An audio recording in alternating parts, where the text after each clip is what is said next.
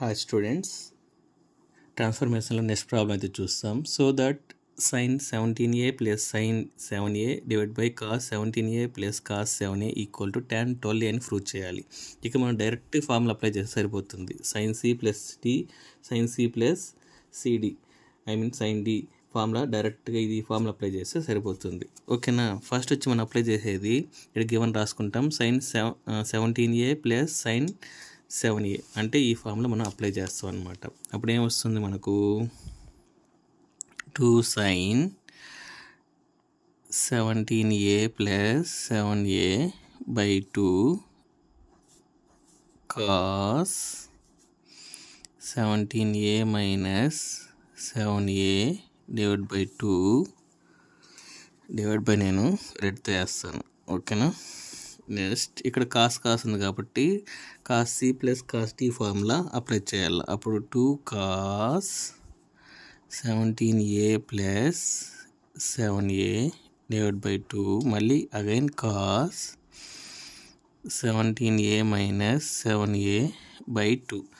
So ఇక్కడ చూడండి, కామన్గా ఏదైనా ఉందో చూడండి. సో కామన్గా ఈ 2 ఉంది కదా, ఫస్ట్ ఈ 2 క్యాన్సిల్ చేసేయండి. ఓకేనా. మళ్ళీ ఇది కూడా కామన్గా ఉంది కదా, ఇది క్యాన్సిల్ చేసేయండి. ఇప్పుడు ఏం రాస్తారు, sin 17a ప్లస్ 7 ఏమవుతుంది 24a బై 2 అవుతుంది. డివైడ్ బై ఇక్కడ cos 24 బై 2 అవుతుంది. సో ఇప్పుడు దీన్ని క్యాన్సిల్ చేసేయచ్చా. సో దీన్ని క్యాన్సిల్ చేస్తే మనకి ఏమొస్తుంది, sin 12a divide by cos 12a. దీన్ని ఏం రాసుకోవచ్చు మనం, tan 12a అని రాసుకోవచ్చు. So LHS is equal to RHS అయితే ప్రూవ్ అయింది. నెక్స్ట్ ప్రాబ్లం అయితే చూస్తాం ట్రాన్స్ఫర్మేషన్లో. So that cos 3a minus cos a divide by sin a minus sin 3a equal to tan 2a అనేసి ప్రూవ్ చేయాలి. ఇదైతే ఒకసారి యూనివర్సిటీకి అడిగారు కాబట్టి నేను రాస్తున్నా. సో ఇక్కడ చూసారంటే cos 3a minus cos a, first దీన్ని సాల్వ్ చేస్తాం, మళ్ళీ ఇక్కడ సాల్వ్ చేస్తాం. Consider cos 3a minus cos a. So దీనికైతే ఫార్ములా ఉంది.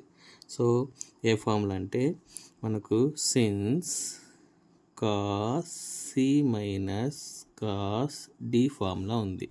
దీని ఫార్ములా ఏంటి, 2 sin c plus d by 2 into sin c minus d by 2. ఓకేనా. దీన్ని ఇక్కడ అప్లై చేస్తాం. ఏమొస్తుంది, మైనస్ 2 sin ఇక్కడ c ప్లస్లో 3a ఉంది. ఓకేనా. 3a plus a divide by 2 into sin 3a minus a by 2. ఓకేనా. నెక్స్ట్ ఈ వాల్యూ రాస్తాం. Consider sin a minus sin 3a. So దీనికి ఫార్ములా ఉంది. ఏ ఫార్ములా ఉంది చూడండి, sin c minus sin d. So ఈ ఫార్ములా ఏంటి మనకంటే 2 cos c plus d by 2 next sin c minus d by 2. So ఈ ఫార్ములా ఇక్కడ అప్లై చేస్తాం.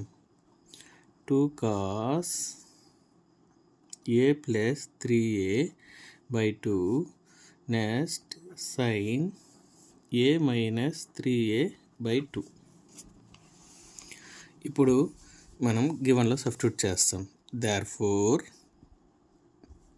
cos 3a minus cos a